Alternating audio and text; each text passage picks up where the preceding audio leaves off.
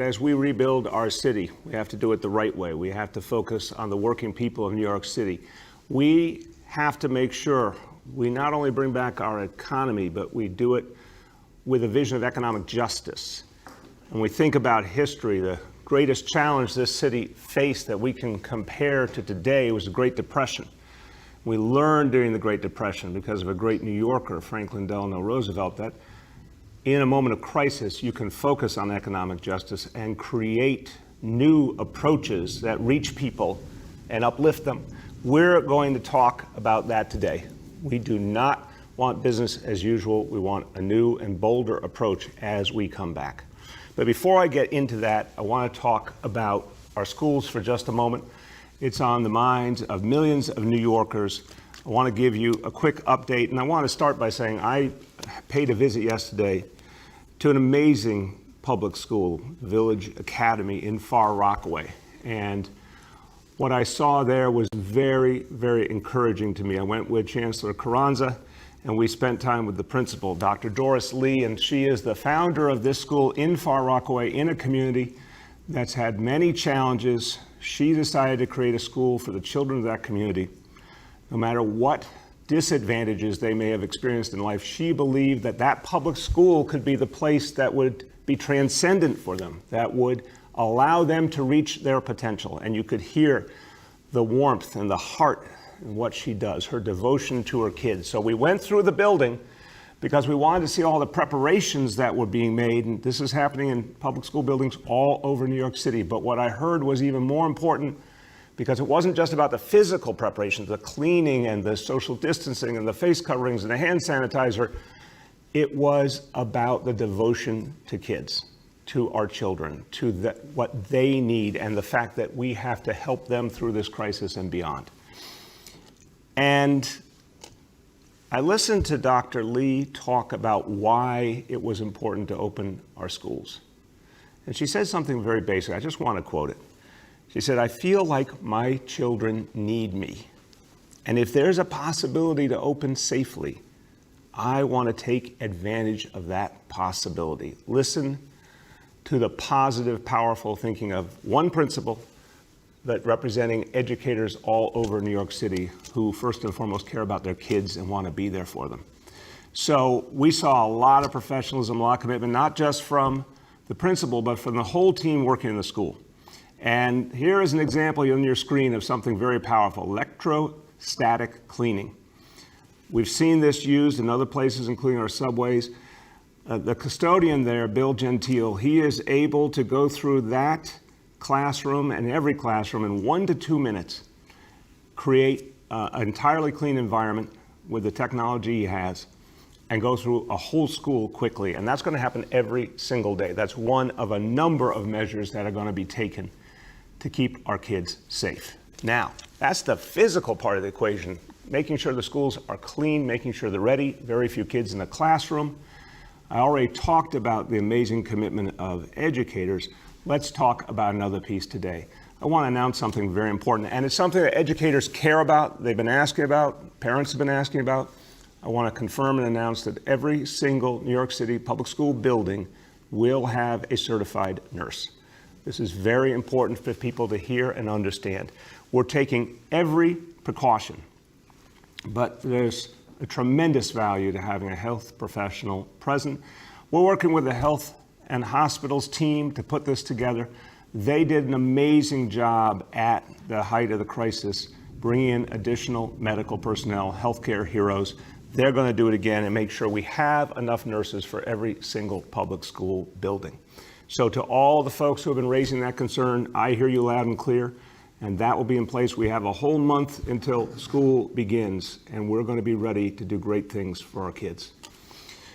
All right, let me go back to where I started. This is about working people. This is about jobs. This is about the future of New York City families. And there are so many New Yorkers who believe in this place, who know that this is their future. They love New York City. They love their neighborhoods. They're not going anywhere.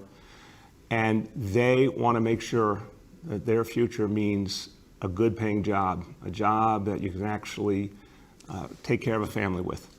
So when you think about quality jobs, When you think about a living wage, when you think about a long-term career for working people, it all comes back to one thing: labor unions. It comes back to what working people have come to expect and believe in with the labor movement. And when the labor movement puts its head together with government to figure out how we can respect working people, give them the kind of life they deserve, and do it in a way that's also smart for the needs of the general public and the taxpayer, great things happen. And one of the tools we have used over the years is a project labor agreement, where we come together and we agree on a whole groundwork for how to do this. Now, today we're going to talk about a historic agreement with our construction unions, the building trades, because here is an area where a huge amount of spending is going to happen, because there's a lot that needs to be done in New York City. There's a lot that we're going to do to keep building back this city. So a lot of money will be out there to do that good work. But we need it to reach people who are hardest hit. We need it to reach the communities that bore the brunt of this crisis, that felt the disparities.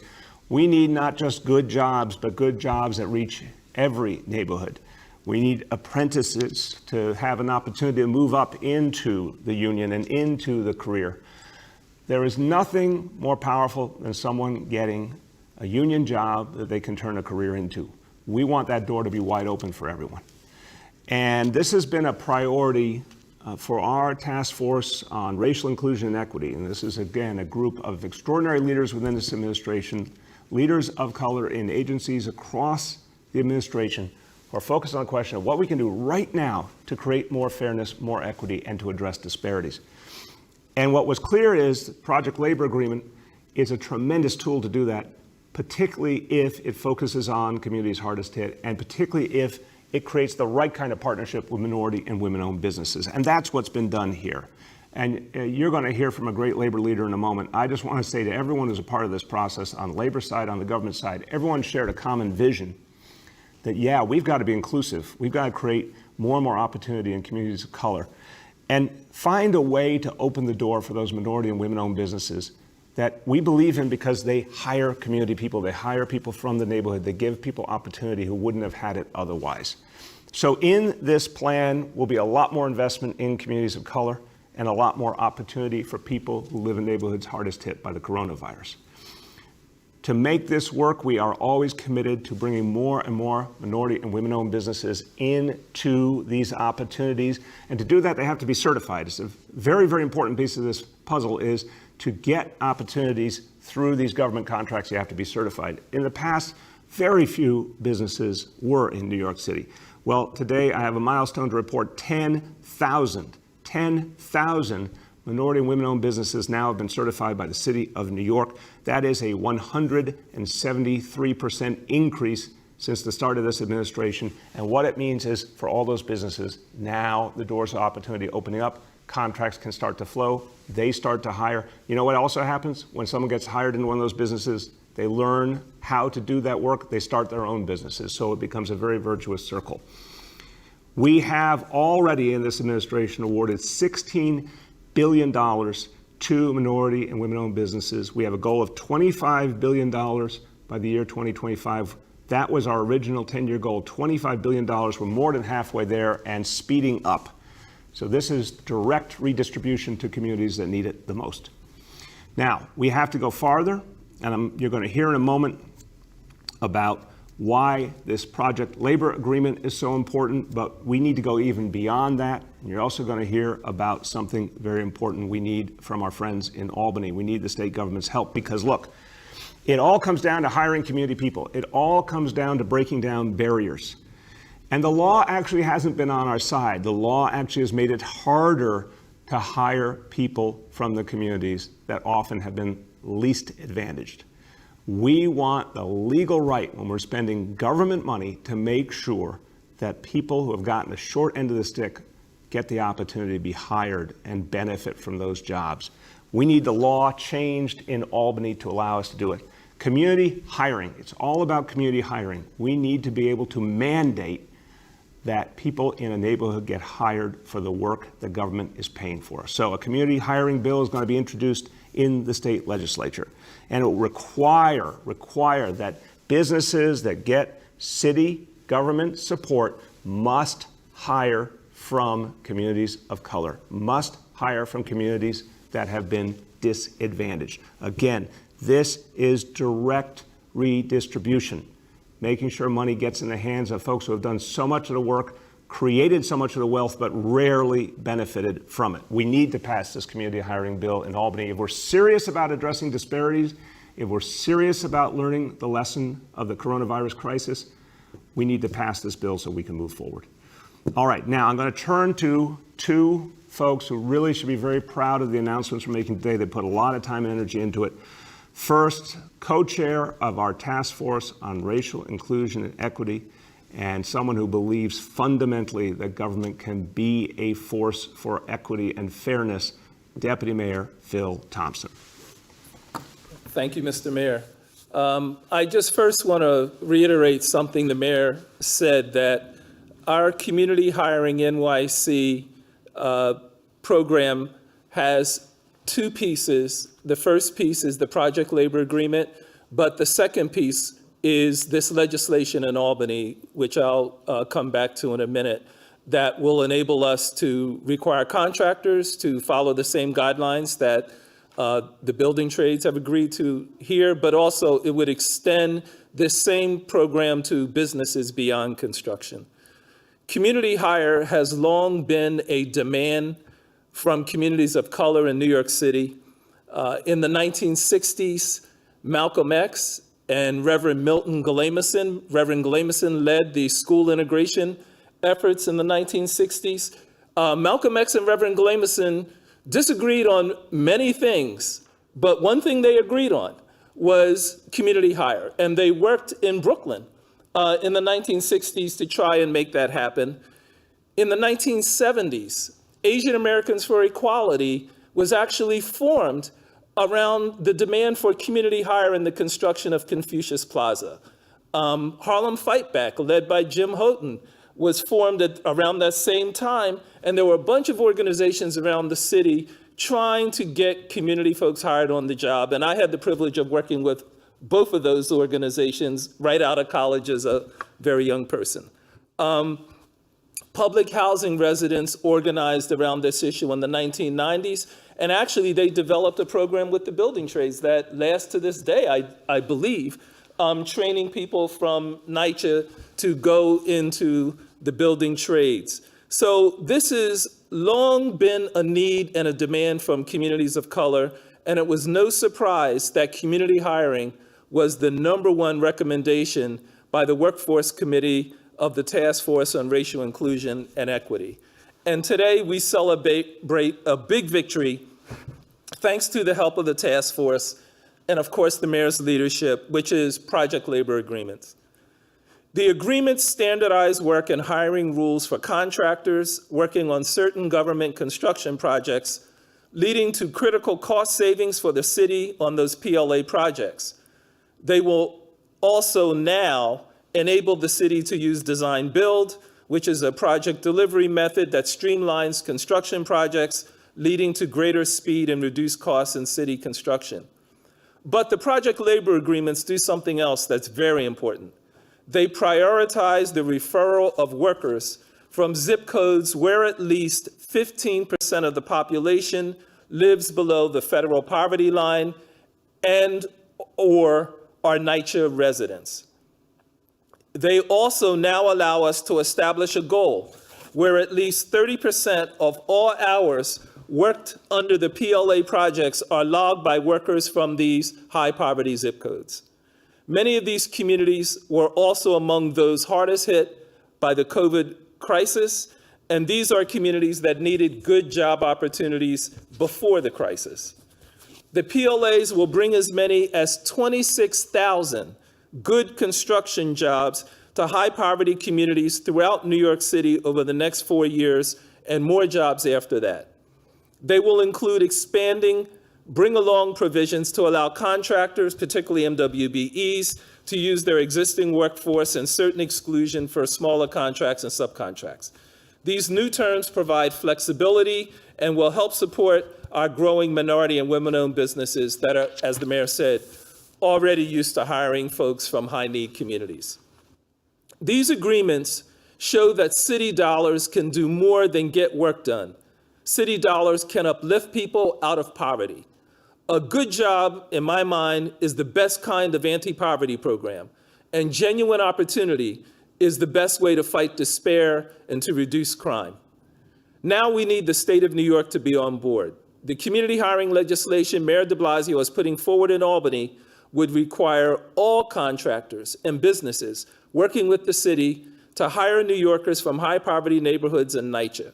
This will enable us to create even more jobs outside of construction that will reach neighborhoods that need them most. As our hardest hit neighborhoods look to recover from this global pandemic, we can no longer afford to wait. We need the state to pass community hire legislation now to create a fair economy and rebuild our city with equity. Thank you so much, Deputy Mayor Thompson. I want to congratulate you and everyone in the task force for the hard work you did on this. And look, this is the kind of thing that really makes change, when you work and do the hard work to figure out how to take not millions, but billions of dollars, public investment, and actually make it have a much greater impact than it's ever had before by focusing on economic fairness and justice. Now, as I introduce our next speaker, I have to say something personal and from the heart. I've watched Gary LaBarbera throughout his whole career. And this is a guy who took many risks on behalf of working people, including way back when he was someone in the Teamsters Union who believed that there needed to be more fairness and democracy for working people, and fought for that no matter what the risks he faced. Well, for a long time, you've heard of an assumption that there couldn't be common ground between construction unions and communities of color. That's been an assumption that's been out there for a long, long time. In many, many ways, an outdated and inaccurate assumption, but grounded in a truth we need to look at, and a hard truth that communities of color had not gotten enough opportunity from government, from the private sector, from the union movement, from any part of our society. What I've been struck by is the fact that Gary LaBarbera does not believe we have to be held down by those old mistakes. And for years, he has been saying to everyone, we're going to transcend, and we're going to make sure that unions, and particularly construction unions, open doors wide for communities of color, because they are the future of New York City, and they are the future of the labor movement in New York City. And things have to change, and they can change the right way.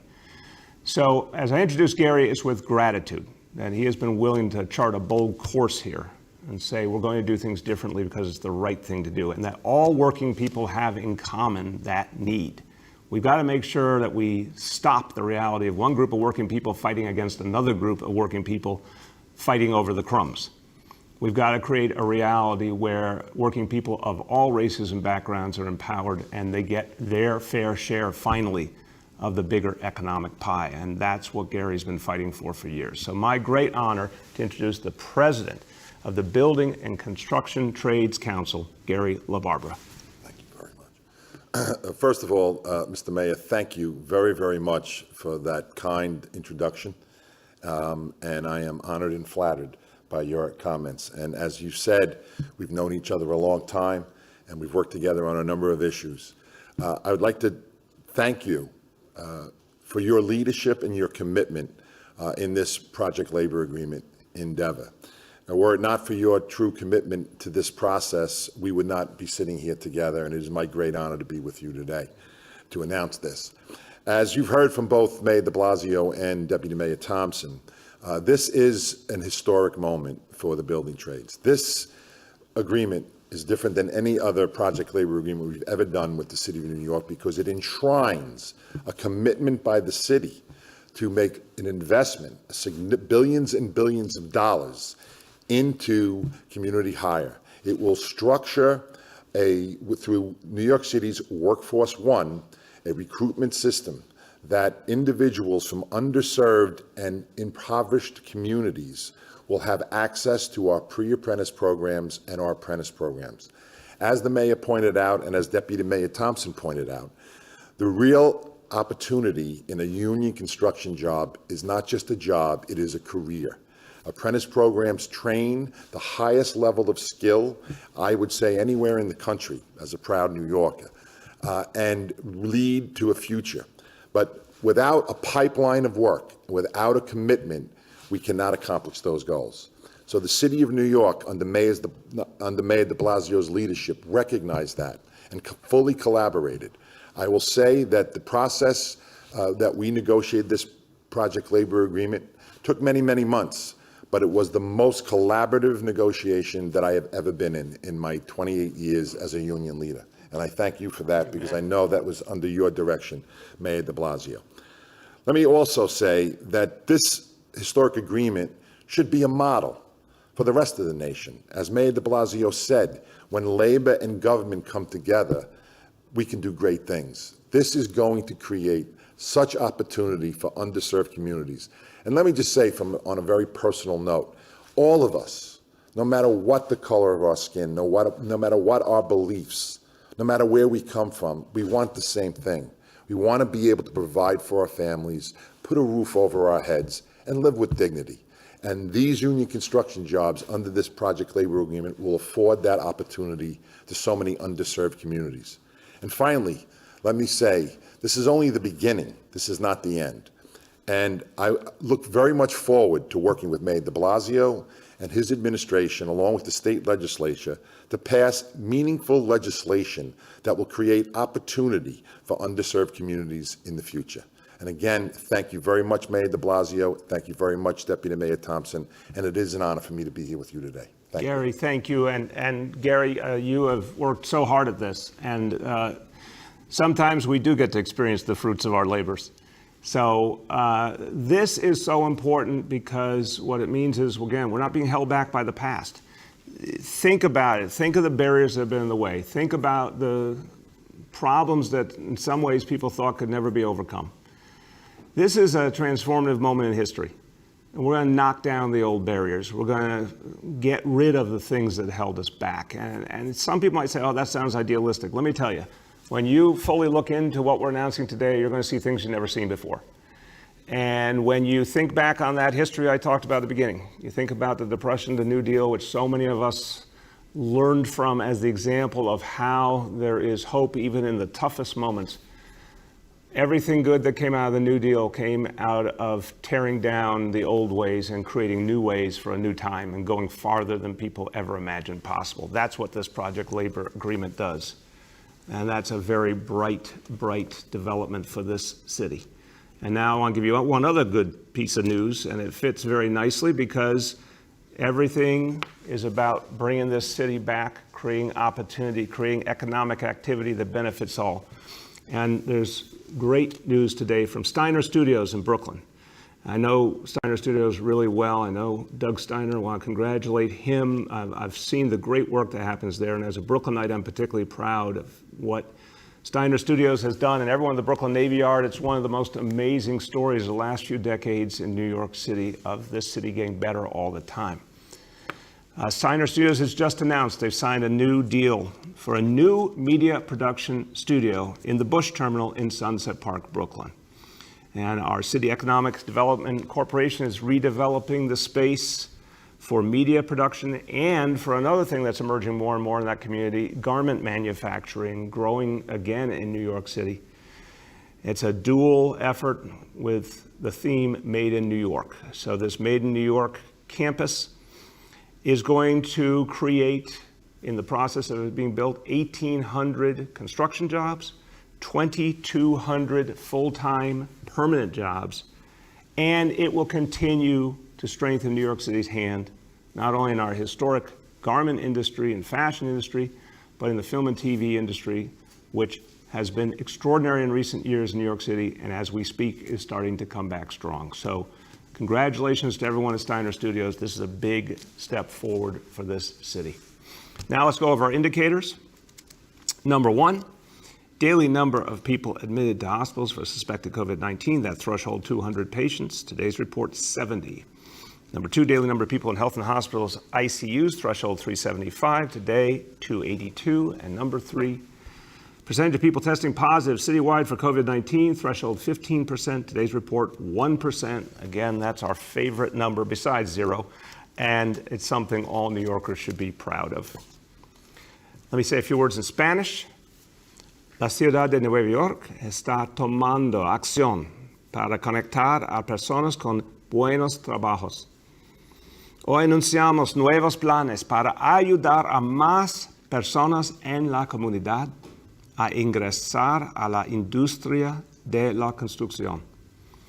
Nuestro plan ayudará a nuestra ciudad a crear una economía más fuerte que funcione para todos, no solo para los ricos.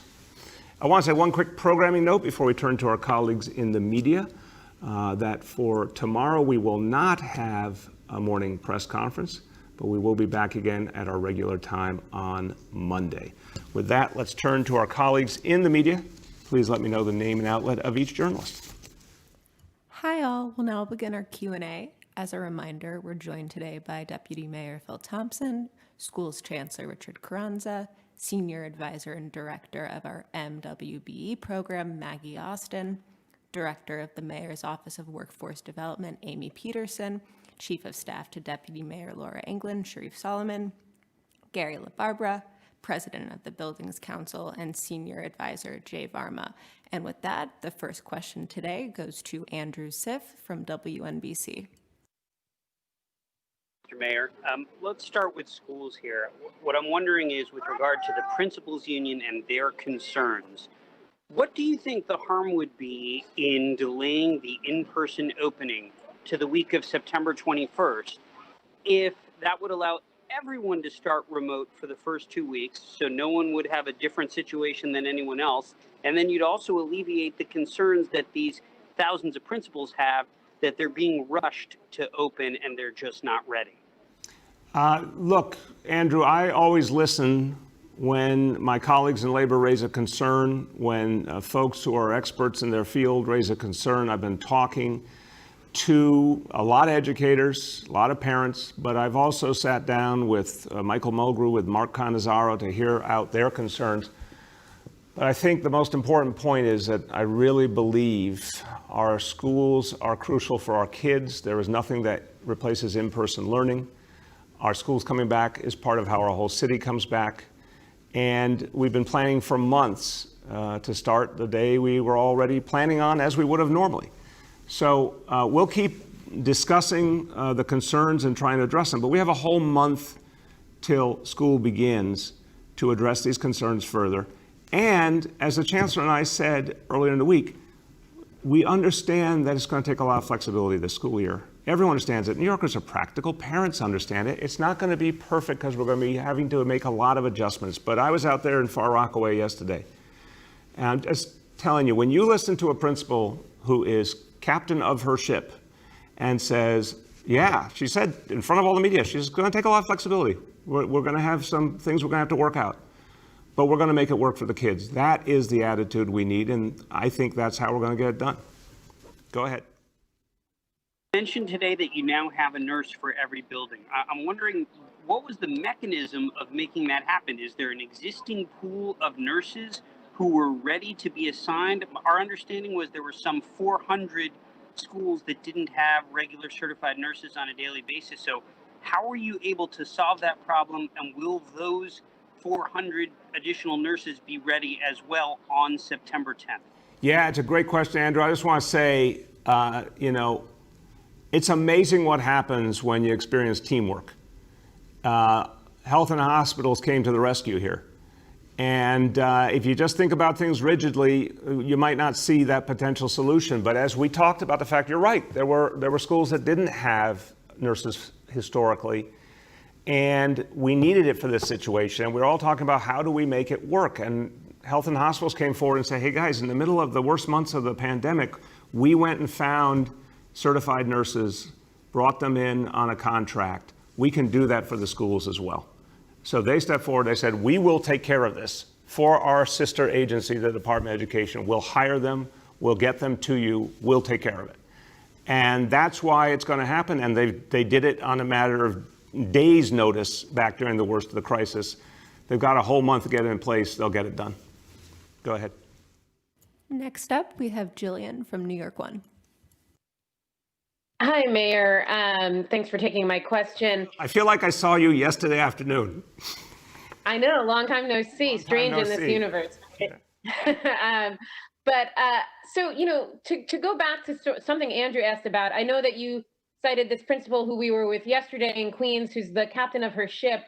But we're not just seeing this pushback from the CSA. There's also been letters signed by the vast majority, or perhaps I think all, of the principals in District 15 in Brooklyn, where your children actually attended school, and District 13 nearby, dozens of principals saying they're not ready, that they can't get answers to questions they need, that things are being handled piecemeal. What would you say to them? And I mean, perhaps they feel the same about this nurse announcement, which we've just gotten, sort of a little bit of information about right now. What would you say to their concerns, these captains of their ships, that they're not ready to move forward? I would say when you're a month away from school opening, it's understandable there's going to be questions to still be resolved. I'd say in the middle of a crisis that we've never experienced before, anything like it in our whole lives, of course there's going to be challenges. But in the end, let's go address those challenges. Let's go take on those questions. I am certain that principals hearing now that every school will have a certified nurse, that's not a hard thing to adjust to, Jillian. They'll be able to figure that one out quick. They've been asking for it, and we're doing it. I mean, again, I don't want to get confused here about this central point. Our colleagues in labor have been putting forward a series of requests and needs. We're going to have different views on each one. But where we can get something done, we're just announcing it. We're saying, you raised this concern, we're answering your concern. And that's what we're going to keep doing. But again, a month is a long time, and I see a lot of educators who are focused on kids and getting ready. Go ahead. And then, on the issue of the nurses, did I hear you say to Andrew that these will be contract nurses hired by H&H? And if so, do you have any concerns about how you'll be able to hire all of them? I know there were some vacancy issues as recently as March. Obviously, we're out of the most dire times of the pandemic. But how many do you need to hire? And do you intend to hire this way? And are they contract workers? Yeah, I don't have a question about this one.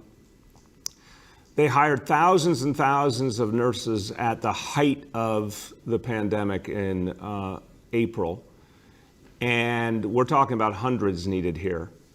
And again, we're a month out. So no question in my mind. They'll have them, we'll have them for the whole school year. I mean, obviously the goal here is to get to a vaccine, get everyone vaccinated and go back to normal. But the plan, of course, is to be ready to handle the whole school year. So H&H has done it before under much tougher conditions. They're absolutely confident that they can get that number of nurses in place and have them when we need them. Next up, we have Derek from WABC. Hi, Mr. Mayor. Good morning. Just piggybacking on the discussion about schools, I will tell you, obviously, we have the Principal Lee yesterday who, had said what she had to say. But I've heard from some administrators and some teachers who, frankly, are not on camera, not in front of the mayor, who have a different perspective. And they say they feel like they're not prepared. And one teacher actually said that he says the custodians at his school are ill-informed. They don't know what's going on. So, obviously you say we have a month out. What kind of conversations have been going on with custodial staff about their responsibilities, keeping these schools clean every day? Yeah, so it's a great question. And the custodial staff, and you saw a great example yesterday, custodial staff are doing this work right now. They have been for a while now to get the schools ready. We're going to show you more and more examples of the hardworking folks who are changing the air filters, cleaning the rooms, opening up windows that previously weren't openable. There's so much work happening right now. And again, the important thing to recognize is I honor and respect the labor movement, and I honor and respect any time the labor movement is standing up for their members and raising concerns. I also know that our kids need to be in school.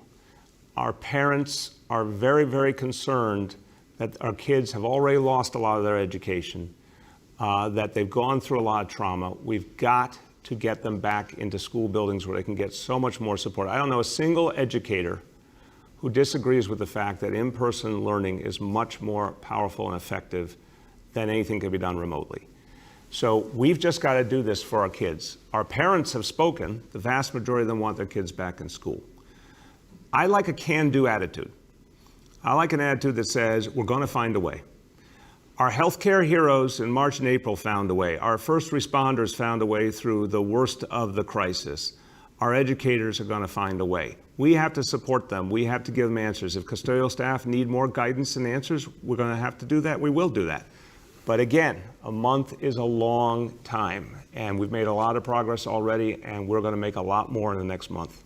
Go ahead. Question: are water fountains being disabled? It's a great question, and the Chancellor will speak to that. I just want to emphasize as I turn to the Chancellor, everything is being looked at anew. So at the school in the Rockaways, again, you have one side of the hallway, you're supposed to go one direction, another direction. You had a classroom. I've never seen anything like it in my life. A classroom with 10 desks in it, because only 10 kids were going to be in the classroom. Kids are going to have lunch at their desks, not going to a cafeteria anymore for the duration of this crisis. The electrostatic cleaning, I've never seen that in a school before. There's a lot that's going to happen we've never seen before. So where we have to put new things in place, like hand sanitizer in every room, we're going to do that. Where something has to change, we're going to change it. So to the water fountains, go ahead, Chancellor. Thank you, Mr. Mayor. So all of the facilities and all of the things associated with facilities, including the water fountains, including the hand washing basins, are all being reviewed, and it's a school by school analysis because some schools have newer models. For example, where you have the hydro refills, where you can fill up your container with water that doesn't touch anything, those are okay. They'll still be disinfected on a regular basis. There may be other water fountains that are much more of the traditional ones that you and I had when we were in school, where you turn the faucet and take a drink. Those may come offline as well. Then instead, there'll be other types of water stations that we'll put in. So again, there's a school by school analysis that's being done, and then we're making decisions based on what the medical experts are telling us is best practice for this kind of a situation. Go ahead. Next up, we have Rich Lamb from WCBS Radio. Hey, Rick. Hi there, all on the call. How are you? How you doing, man? So I have sort of a follow-up question to what I asked yesterday in regard to the numbers of teachers who are actually going to be available for in-person teaching. And in other words, I think you did the math, as I remember it, you just subtracted, you said the 15% who wanted all remote, and then assumed that the rest would come in. But do you have any affirmative assurance that those teachers indeed will come in? So let me, what you said was a little bit off. Let me clarify, Rich, and the Chancellor jump in if he wants to add. About 15% asked for a formal medical accommodation. The 15% certified that they had a specific medical problem. Those, as with any other employment situation, will be reviewed to be confirmed. But let's just take that number as a working number, 15%. So you have 85% of your staff. This is their profession. Again, healthcare workers, first responders, sanitation workers, construction workers. It's your profession. It's what you do. You want to make sure that safety precautions are being taken. Absolutely. And I've listed to you just in the last minutes 10 or 12 major safety precautions that have been taken that we didn't have last school year that we have now. But this is what people do for a living. This is what they get paid to do. And more importantly, this is what they do because they're devoted to kids. So unless folks have a medical accommodation, their job is to come in and serve our kids. And I'm convinced that's what they're going to do because that's what they've done their whole lives. Chancellor, you want to add anything? I would only add, Mr. Mayor, that even for those teachers and administrators that do have a medical accommodation, they will still be serving students. They'll be doing it from a remote location, but they still will be engaging in supporting students in instruction 5 days a week. Go ahead, Rich. Okay, so just one other question. With all of the questions and doubts and difficulties that have been raised, how do you rate the chances of actually opening the schools on September 10th? Yeah, there's a funny thing, Rich. Sometimes people think that if you raise enough questions and doubts, folks will run away and hide. That's not what I do. That's not what New Yorkers do. We just don't surrender. Think about the option here. We're in a city that has the lowest infection rate in America. We've got a huge majority of our parents begging us to give kids help and support again. We've got kids who desperately want to get back to school and want to start learning again. We have all the tools we need to create an extraordinarily better and safer environment. Now, we could say we have all that stuff, but let's take the easy way out and just shut everything down. I'm not going to do that because people raise doubts. I'm going to listen respectfully to concerns and figure out how to address those concerns one by one. But if people say, look, it's not perfect, therefore we don't want to participate, that's not New York. New Yorkers do not need perfection. New Yorkers are pragmatic. New Yorkers are tough. Also, every other profession has kept going through this fight. And I know educators are devoted to our kids. So we're going to move forward. If at any point another part of what I could bring out of your question, Rich, if I don't think it's safe, if the chancellor doesn't think it's safe, if our health leadership doesn't think it's safe, we'll be the ones to shut it down. And that's why we set the 3% goal. We said if it goes above 3% infection rate for 7 days, we're shutting things down. It's a very rigorous standard. Now, so far, New York City has not come near that standard, thank God. But no, I want to be really clear. I'm going to be vigilant, and all the other leaders of this team are going to be vigilant. But if we think, from everything we can see, that we can do this safely, we owe it to our kids and families to do it. Go ahead. Next up, we have Marcia Kramer from CBS. Good morning, Mr. Mayor. I need to ask you again about the schools because although you talked about nurses and you talked about the cleaning, the unions raised an awful lot of questions in their letter to you yesterday, not only about ventilation systems and PPEs and signage and sanitation, but also support for communities if they have a higher positivity rate than the city standard, the hot zip codes. Will you have sufficient staff for both in-person and remote teaching? Do you have sufficient bandwidth to support remote instruction? And what about special guidance for students with special needs? There are dozens of questions that they say they haven't had answered. What do you say to them? They're scared, they're worried, and they have real questions. Yeah, so let me separate scared and worried from have real questions. They definitely have real questions. And again, I've spoken at length with Michael Mulgrew and Mark Cannizzaro about their real questions. I think a lot of what they're raising are things we can address, and we want to address them together. Now, all the rhetoric, all the noise notwithstanding, and the chancellor will talk about this in a moment, every single day, the chancellor, the first deputy mayor, Dean Foulahan, and members of the team have been talking to those two unions every day on the specifics of the plans, troubleshooting problems, addressing concerns, and we're going to do that for the next month. And by the way, whenever the school year starts, it's not like in the past magically everything was perfect. You keep working on it from opening day forward to keep making things better. We're in the middle of a pandemic. It's not business as usual. Things are not going to be perfect, but we can get it right. So for people who have fear, I understand fear. We've been through a lot. I understand the trauma that a lot of people have been through. But the fact that there's a lot of outstanding questions doesn't scare me. We're going to deal with the questions, and we're going to keep making progress every day. Chancellor, I think it'd be helpful if you could just give a flavor of how frequently the conversations occur between your team and the labor unions who represent the educators. Thank you, sir. So I think that there are questions that are being publicly asked is just a sign of how transparently we are working in good faith with our labor unions. I know that I speak to the leaders of the labor unions daily, mostly daily. I know that members of my senior team are daily, hourly in communication with other officials in our labor unions as well. So again, as issues arise, we put them on the table, we talk through those issues, and some of these issues are very weighty issues. So for example, when you have a blended learning scenario, and you have teachers that are teaching in person, then who's teaching the students that are in remote learning? And if you have a group of students that are in blended learning, they're in-person learning for 2-3 days out of the week, then what happens to those other 2 or 3 days that they're in remote learning mode? Who's teaching them?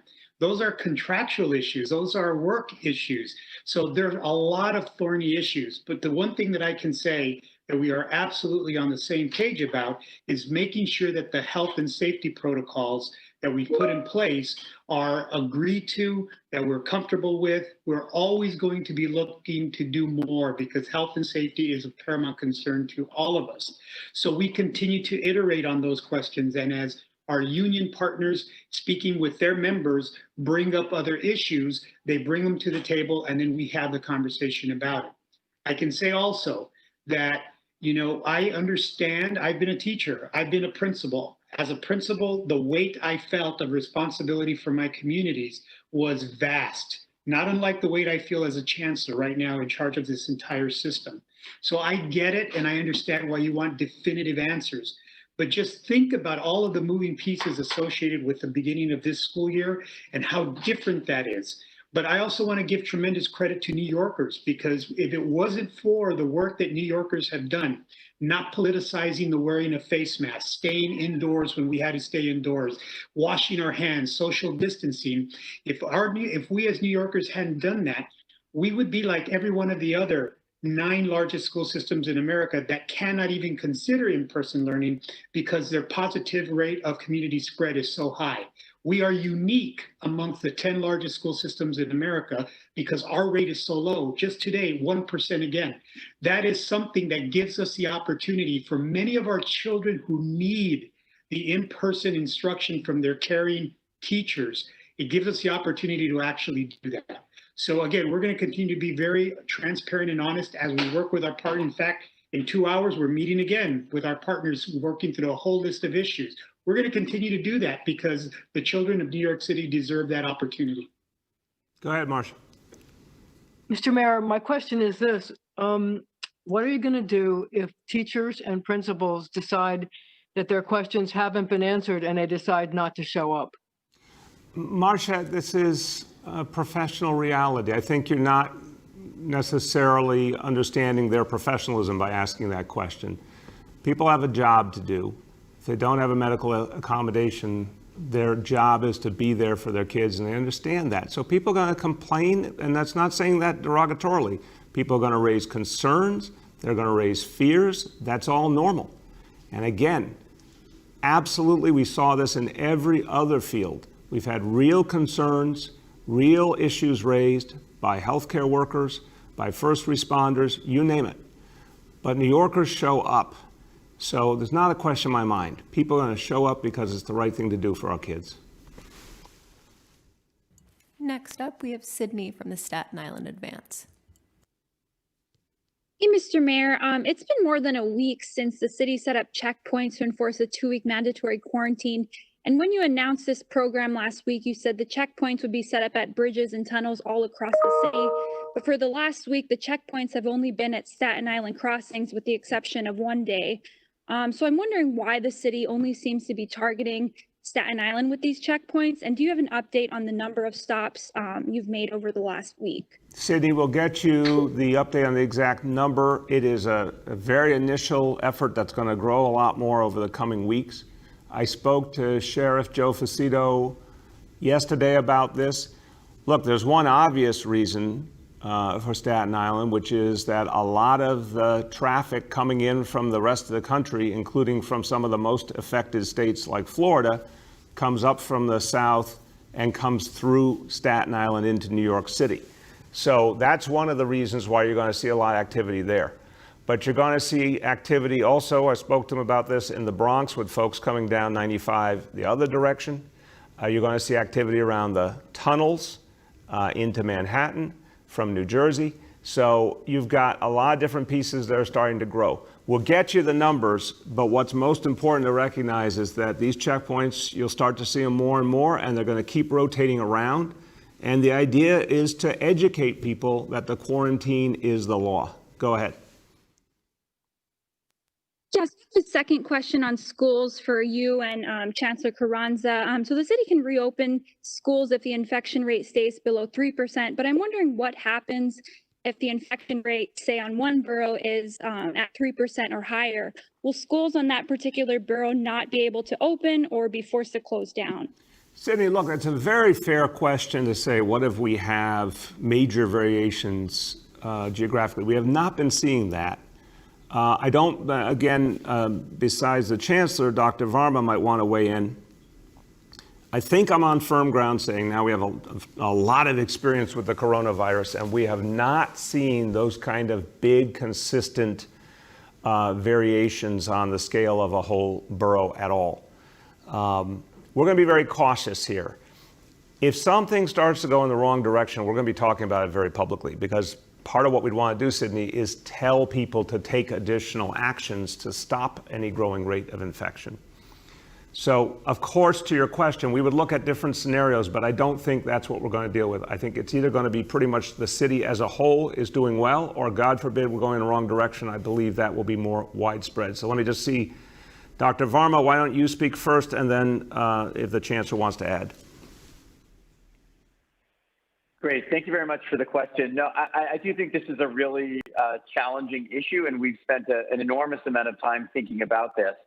I think the challenge with the advantage of using a sort of geographic restriction would be that, yes, you could tailor your response to only the people in that community. The dilemma, of course, is that we have a city in which the teachers, the staff, and the students often don't come from a narrowly defined zip code. Certainly in some situations they do, but in many they don't. So we have to recognize that we have a very fluid environment where people are coming in from lots of different places. So we define, obviously that applies to New York City within New York State as well. So our policy decision to date has been to really focus on strengthening our measures for first for prevention, but also for detection and response in every single school, and use the school as kind of the unit of reference. And that's what you saw with the guidelines that were released before about how we would handle an individual school in one classroom, cases in multiple classrooms. So again, thinking of the students and I'm thinking of the school as the unit in which we're going to plan and investigate. Okay. Richard, do you want to add? Nothing to add, sir. Okay, go ahead. Next up, we have Aaron Durkin from Politico. Hi, Mr. Mayor. One more on schools, and then I'll go to a different topic for my second. Marcia actually alluded to this, but I didn't hear a direct answer. If there are teachers who don't show up without a medical accommodation, they just say, I'm not putting my health at risk, I'm not coming in person, what will happen to them? Even if it's a small minority, will they be fired, or what will happen to them? Aaron, again, I'm going to say something very broad, and then anything Richard wants to add. We're not going to answer questions about a negative scenario when we're working with our educators as professionals and they're responding as professionals. Right now, all over New York City, principals are getting ready, assistant principals, teachers, everyone's getting ready to do their job. You can have deep concerns, you can raise tough questions, but people are still getting ready to do their job. So I'm not going to get into a hypothetical that I just don't buy into. I believe that the educators are devoted to their mission. You want to add, Richard? Nothing more to add, sir. Okay, go ahead, Aaron. Okay, and then my second question is about the citywide layoffs. With regards to the NYPD, we've reported that the NYPD has not been directed to do layoffs, even though, yes, they will have to cut costs in other ways. Is that accurate? Is it true that the NYPD will not specifically be doing layoffs, and if so, why? No, that's not accurate. Every single agency, God forbid this happens, I'm going to start at the beginning. The folks in Washington have failed us by not passing a stimulus. I'm going to hope and pray they get their act together and come back and do that. That would be the best solution. The next stop is Albany. And I know we're going to go united with so many of our brothers and sisters in the labor movement to say New York City must have the borrowing authority to avoid these layoffs of working people who serve all of us. Hopefully Albany hears that, joins with us, we get the borrowing authority we need and deserve, and that stops the layoffs right there. If that doesn't work, we then are going to continue to work with our municipal labor colleagues to look for savings that would avert layoffs another way. So we're going to do all of these things, Aaron.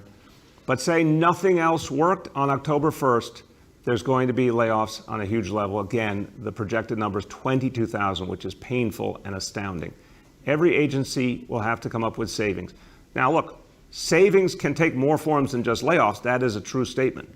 But to get to the kinds of savings we're talking about here, layoffs, unfortunately, have to be part of the package in some form or another.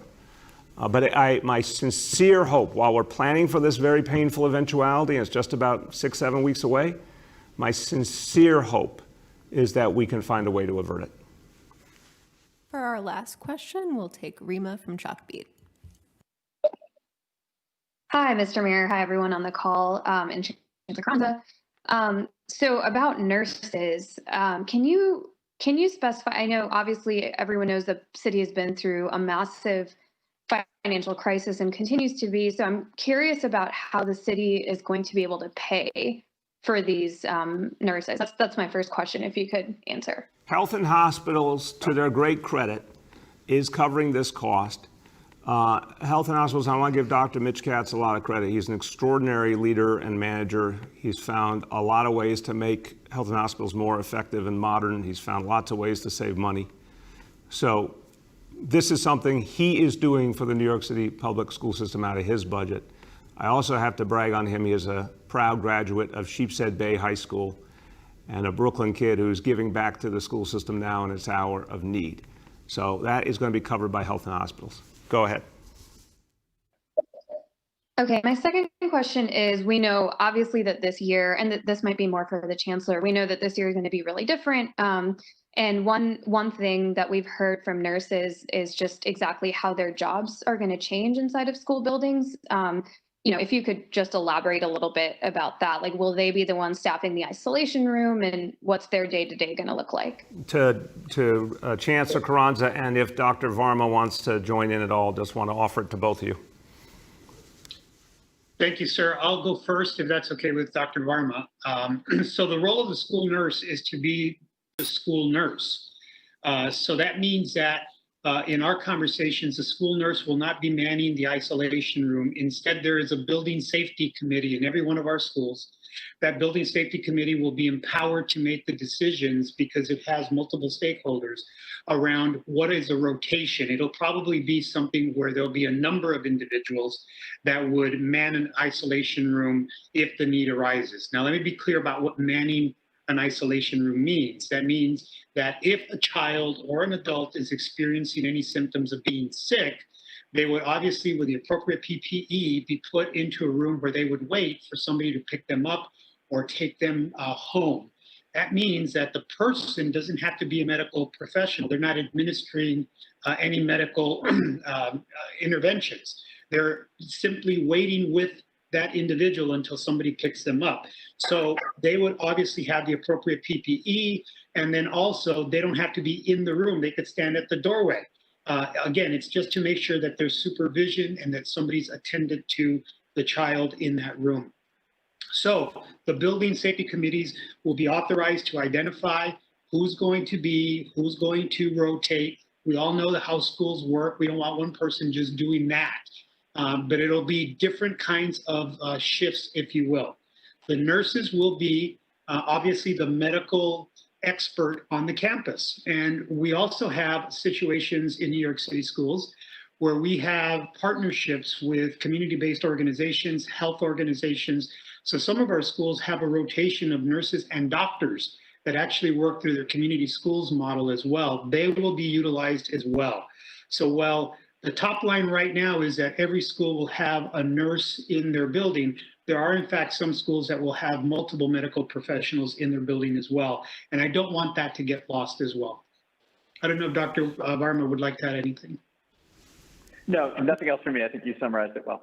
Great, thank you so much. Well, look, let me offer this last thought as we close out today. I want to get back to what we talked about earlier, which is the question of addressing so much of what this crisis dredged up. Coronavirus crisis has spoken to us in so many ways, so many painful tragic ways. Every family in New York City has been affected in one way or another. I believe that is a literal true statement. Every single family in some form or another has been touched and pained by this crisis. But in the middle of all this came a recognition of the deep disparities and the unfairness that pervades our society. Came when we announced the reality of what we were seeing in terms of who was being lost and which communities were hardest hit. It came even more in the aftermath of the killing of George Floyd. There's been so many revelations throughout this city and this country in the course of this crisis. None of us asked for the coronavirus, but it is also creating a transformative moment. And so I close with this point, and it's really pertinent to the announcement today about the Project Labor Agreement, about the efforts to help minority and women-owned business, about the efforts to get people the benefit of a union job, particularly in neighborhoods of color that haven't had enough of those jobs. This is about actually creating equality where it has never existed. So, you know, one thing you hear in the discourse in this country is the idea of level playing field. Let's level the playing field. Let's create that kind of fairness. It's never existed. And I want it to be clear that when you're trying to do something that has never existed before, it won't be easy, but it must be done to live up to our values and the compassion we feel for our fellow New Yorker. So I actually believe there will be a day when the playing field can be level. I believe that that notion is not just something you say and forget about. I believe it's our job to create a level playing field. I'll tell you, early on in this administration, when we created pre-K for all, the idea became clear that we were actually doing something that had never been done before, that every child, no matter what their background, no matter how much money their family had in their bank account, every child would get the same start at the same starting line. Every child will get a chance to fulfill their God-given potential. That never existed before. Well, not everyone has had a chance to get the job they deserve, often because of the color of their skin. But what we're announcing today is a profound step in that direction. The legislation we are seeking in Albany to use the money and the power of government to actually give jobs to people who have been excluded, to turn the tables, to actually carve up the pie in a way that's fair. That's never been done before. But if ever there was a moment in history to change our laws and change our ways, it is now. So to everyone who has worked hard to get us to the announcements today, again, I thank you, because it will show all New Yorkers that change is possible. Thank you.